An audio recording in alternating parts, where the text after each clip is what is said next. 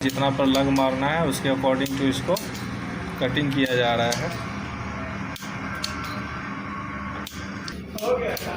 Same इसी प्रकार से पूरे लीड को कट किया जाएगा।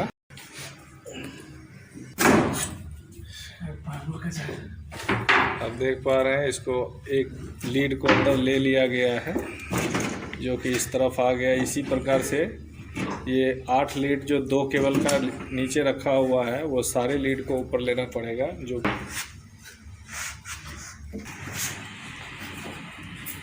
ये इस प्रकार से बैंड किया जा रहा है, इसको इस प्रकार से अंदर लिया जा रहा है। ये 2 लीड अंदर ऑलरेडी आ चुका है, तीसरा लीड भी अंदर आ चुका है। लग को मेजरमेंट किया जाता है, फिर इसके हिसाब से मार्किंग करके फाइनल कट किया जाएगा।